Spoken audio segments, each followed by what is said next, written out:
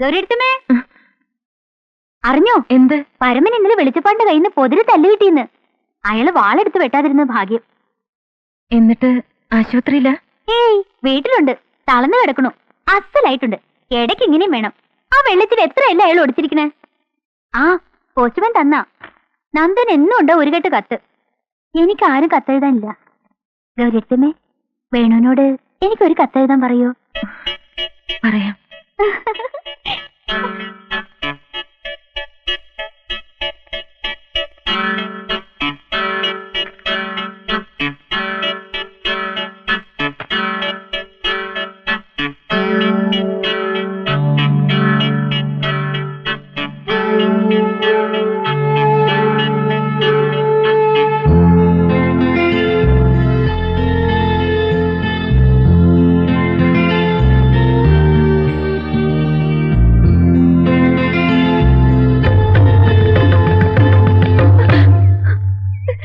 എന്തു വിട്ടിട്ടാ കുട്ടിയെ കാണിക്കണേ?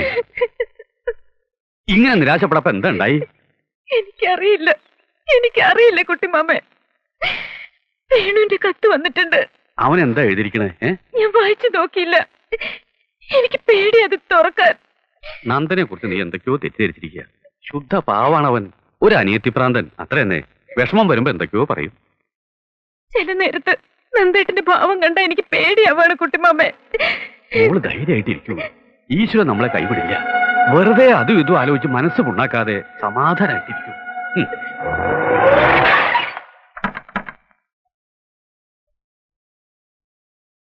ഗൗതം, ഡൽഹിയിൽ നിന്നുള്ള ഫൈനാൻഷ്യൽ എക്സ്പെർട്സ് നാളത്തെ മോർണിംഗ് ഫ്ലൈറ്റ് എത്തുന്നു.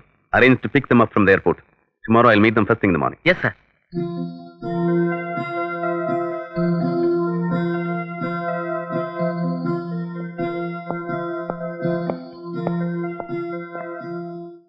നന്ദേട്ടാ, വേണുവിന്റെ കത്തുണ്ട്. എന്താ വിശേഷം? ഞാൻ വായിച്ചില്ല. തുറക്കാൻ എനിക്ക് പേടിയാ. എന്തായാലും വായിക്കേ. വരാനുള്ളത് വഴി തങ്ങില്ല.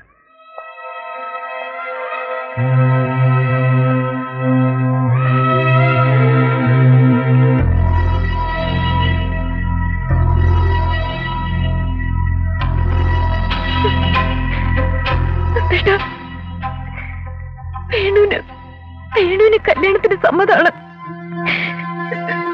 ജോലിയിൽ ജോയിൻ ചെയ്തിട്ട് എഴുതാന്ന് വെച്ചിട്ടാണെന്ന്. എന്റെ പ്രാർത്ഥന ദൈവം കേട്ടു.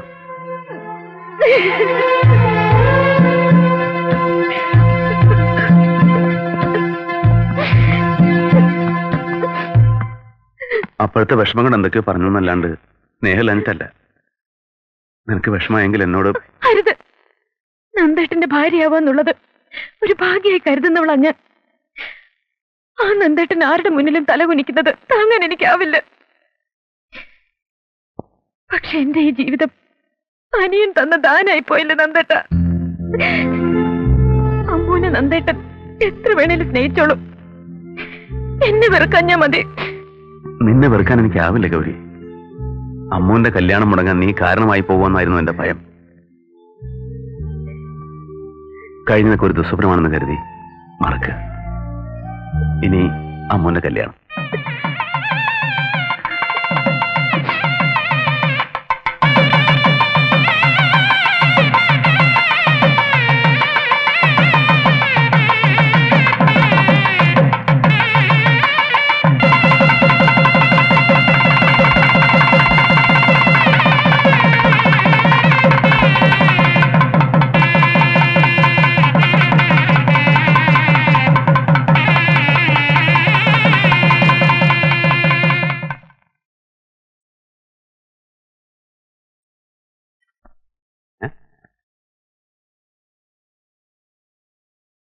താൻ ഇവിടെ വന്ന് നിൽക്കുക.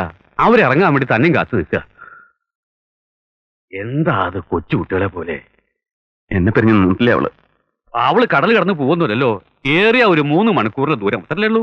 വരിക, അവര് യാത്ര അയക്കുക. വരിക. എനിക്ക് പേടിയാ വല്യമ്മ. എന്താ കുട്ടി ഇത്? എന്തിനാ പേടിക്കണത്?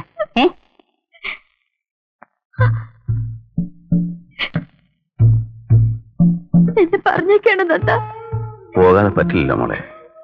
ഇനി നിന്റെ വീട് അതല്ലേ, അവിടെ നിന്റെ ഇഷ്ടത്തിന് നിൽക്കാൻ ആളുണ്ടായെന്ന് വരില്ല. കുട്ടികളൊക്കെ നിർത്തണം. വേണുവിന്റെ കാര്യങ്ങളൊക്കെ ഇനി നീ വേണം നോക്കാൻ. എന്നോട് വഴക്കുകൊണ്ട പോലെ അവനോട് വഴക്കൂടരുത്. എന്നെ നന്ദാന്ന് വിളിക്കണ പോലെ അവനെ പേര് വിളിക്കരുത്. പറയുന്നൊക്കെ മനസ്സിലാവുന്നുണ്ടോ?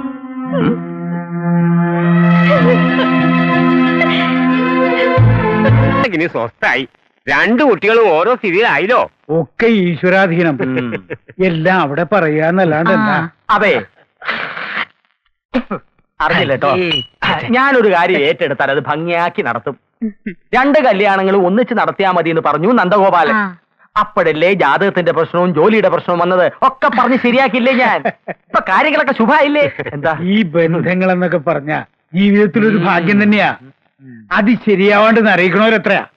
പറയണില് തെറ്റുണ്ടോന്ന് എനിക്ക് നിശ്ചയില്ല. എല്ലാം തുറന്നു പറഞ്ഞ പ്രകൃതമാണല്ലോ എനിക്കുള്ളത്. വേണുവിന് കിട്ടിയ കുട്ടിക്ക് ഇത്തിരി അഹങ്കാരം ഉണ്ടോന്ന് എനിക്ക് സംശയം. ഒന്നും മിണ്ടാണ്ടിരിക്കേ. എല്ലാം തുറന്നു പറയാന്നല്ല നിങ്ങളുടെ സ്വഭാവം, എല്ലാം കൊനിഷ്ടാക്കി പറയാന്ന. അയ്യോ, വെറുതെ തോന്നുകയാ ഗോമതിയമ്മേ.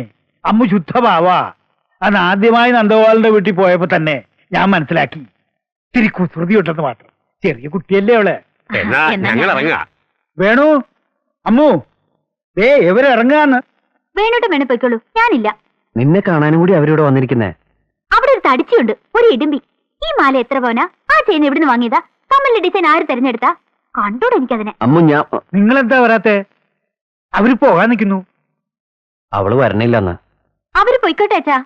ഒന്നങ്ങട് വരുന്നേ. ഞാനില്ല, ഞാനില്ലെന്ന് പറഞ്ഞില്ലേ.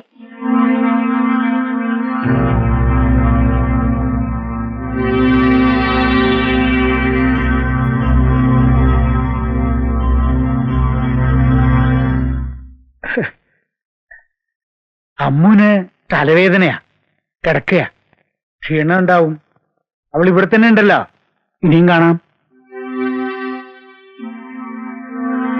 എന്നാ ഇറങ്ങല്ലേ? ഇറങ്ങ.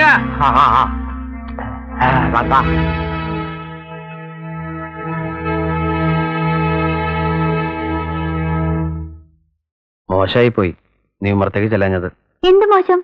ആ ഇടുമ്പി എനിക്ക് ഇഷ്ടമില്ലാത്തോണ്ടല്ലേ. അച്ഛന് വല്ലാത്ത വിഷമായി. എന്തിന്? അച്ഛൻ വന്ന് വിളിച്ചിട്ട് നീ ചെല്ലാഞ്ഞതിന്. അനുസരണക്കേട് അച്ഛന് ഇഷ്ടമല്ല. അച്ഛനൊരു മാഷാണേ. അയ്യോ, ഞാൻ അതൊന്നും ഉദ്ദേശിച്ചില്ല. ഞാനും ഒരു മാഷാണ്. സോറി, അച്ഛനോടുള്ള അനുസരണക്കേട് കൊണ്ടൊന്നുമല്ല. ഞാൻ ഇപ്പൊ തന്നെ പോയി മാപ്പ് പറയാം.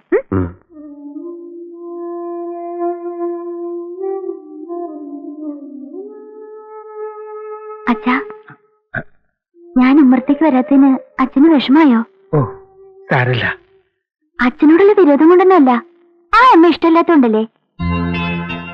ഇനി അങ്ങനെ ഉണ്ടാവില്ല. സാരല്ലോളെ, അച്ഛനത് എപ്പോഴേ മറന്നു. അമ്മോ,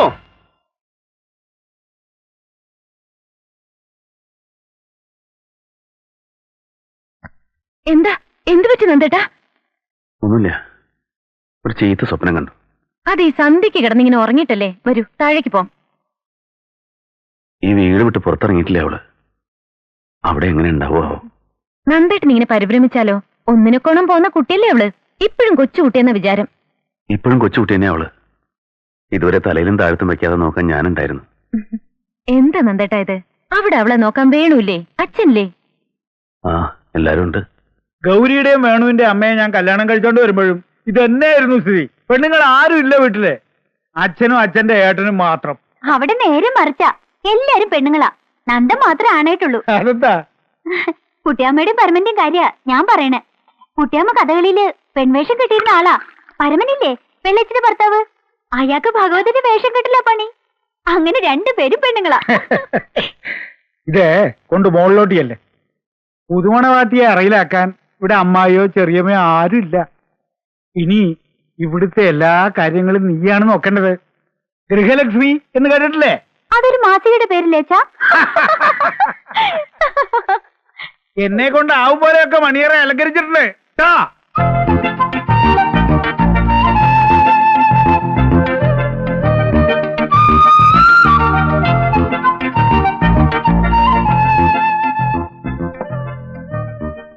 ഇനി ഈ കണ്ടഭാരങ്ങളും കർണഭാരങ്ങളൊക്കെ അയച്ചേക്കണം.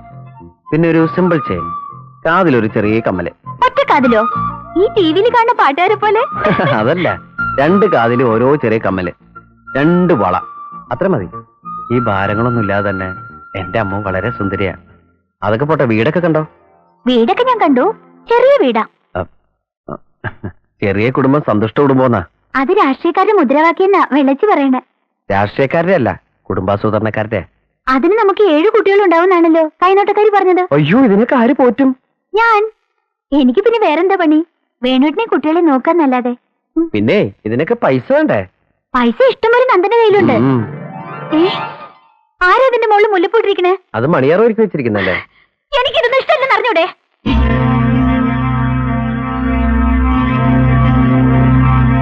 കല്യാണ നേരത്തെ ഒരു ഇത്തിരി സമയത്തേക്ക് ഞാൻ എങ്ങനെ ഈ മുല്ലപ്പൂന്റെ നാറ്റ് സഹിച്ചെന്ന് എനിക്കേ അറിയൂ. ഞാനിത് ആദ്യമായിട്ട് കേൾക്ക. മുല്ലപ്പൂന് നാറ്റോ? അതെ, നാറ്റം തന്നെ. എനിക്ക് തലവേദന എടുക്കും. ഒന്ന് പക്ക പറയും. അച്ഛൻ മെനക്കെട്ട് അലങ്കരിച്ച. മെനക്കെട്ട് അലങ്കരിച്ചിരിക്കണോ? നിങ്ങളുടെ അച്ഛന് വേറെ ജോലിയൊന്നുമില്ലേ?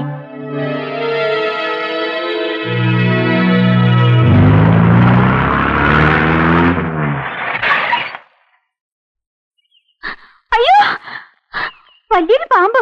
മൂർഖനാ, പേടിച്ചു പോയി. നന്ദനും ഗൗരിയത്തിനും വരണ വഴിയാ. എവിടെ പാമ്പ്? തൊടിയില്. ഞാൻ പറഞ്ഞിട്ടില്ലേ തൊടിയിലൊന്നും ഇറങ്ങി നടക്കണ്ടെന്ന്. മത്തൻ വെള്ളിയില്ലേ മത്തൻ, എത്ര വലുതായി നോക്കാൻ പോയതാ ഞാൻ. അച്ഛനും വേണു ഇവിടെ? വേണുട്ടൻ കോളേജിൽ വന്നിട്ടില്ല. അച്ഛന്താ അപ്പുറത്തെ വീട്ടിലേക്ക് പോയതാ. വീട്ടിനകത്തും പേടിപ്പിക്കുന്ന ജീവികളെന്നെന്താ? പൂച്ച, എട്ടുകാലി. ഇന്നാളുണ്ട് അടുക്കളയിൽ ഒരു പോക്കാച്ചി തവള. ദാ ഇത്രയുണ്ട്. അതൊക്കെ എല്ലായിടത്തും ഉള്ളതല്ലേ. അമ്മ വലിയ വീട്ടിൽ വളർന്നോണ്ട് തോന്നതാ. കുറച്ചു കഴിഞ്ഞാൽ എല്ലാം ശരിയാവും. എവിടെ ശരിയാവാനാ? ഓരോ ദിവസം പുതിയ പുതിയ പേടികളാ. മനസ്സ് പേടിക്കുക രാവിലെ എണീക്കുമ്പോ മുതല്. നന്ദാ, ഞാൻ നമ്മുടെ അവിടേക്ക് വന്നോട്ടെ? നിനക്ക് എപ്പോ വേണേലും അങ്ങോട്ട് വരാലോ. പക്ഷേ നീ ഇവിടെ അല്ലേ മോളെ നിൽക്കേണ്ടത്. എന്നാലും ഈ ഡേഞ്ചറസ് സർക്കംസ്റ്റൻസസിൽ എങ്ങനെയാ കഴിഞ്ഞുകൂടുക? നീ വേണോനോട് പറയും കുറച്ചു ദിവസം അവിടെ നിൽക്കാൻ. അല്ലെങ്കിൽ കുറച്ചു ദിവസം ആക്കണേ, അവിടെ ധാരാളം സ്ഥലം ഉണ്ടല്ലോ. നന്ദേട്ടൻ തന്നെ വേണുവിനോട് ചോദിച്ചോളൂ. ഇതാ വരുന്നുണ്ട്. വാ അമ്മു. നിങ്ങൾ എപ്പോ വന്നു? വന്നോളൂ. ഞങ്ങള് 3-4 ദിവസമായിട്ട് പുറപ്പെടാൻ തുടങ്ങിയിട്ട്. ഇന്ന് നാളെന്ന് പറഞ്ഞാൽ നീണ്ടു. വാ. അങ്ങോട്ട് കാണാത്തോണ്ട് ഇങ്ങോട്ട് അന്വേഷിച്ചിറങ്ങിയതാ. നിങ്ങൾക്ക് കുറച്ച് ദിവസം അവിടെ ഒന്ന് താമസിച്ചൂടെ? കോളേജിൽ പോകാനും അവിടെ നല്ല അടുത്ത്. അപ്പൊ ഇവിടെയൊക്കെ ആര് നോക്കും? അമ്മൂനെ ഇവിടെ പിടിക്കണ്ടാവില്ല. ഓരോ ദിവസം ഓരോ പേടികളാ. ആദ്യം കുറച്ച് ദിവസത്തിന് പ്രയാസം ഉണ്ടായിരുന്നു. അത് ആർക്കായാലും ഉണ്ടാവില്ലേ? ഇപ്പൊക്കെ ശരിയായി. ഇവിടുത്തെ പോലെ അവിടെയും കരുതാം. അമ്മൂന്റെ ഒരു സേഫ്റ്റിയോട് ആലോചിക്കുമ്പോ ഇവിടെയും ഷീസ് ക്വൈറ്റ് സേഫ്. ഒന്നുകൂടെ ആലോചിക്കും. നിങ്ങൾ രണ്ടാളും അവിടെ ഒന്ന് താമസിക്കുന്ന എന്റെ അഭിപ്രായം. നന്ദേട്ടന്റെ അഭിപ്രായം പറഞ്ഞു. പക്ഷെ എനിക്ക് എന്റേതായ ഒരു അഭിപ്രായം ഉണ്ടാവുമല്ലോ.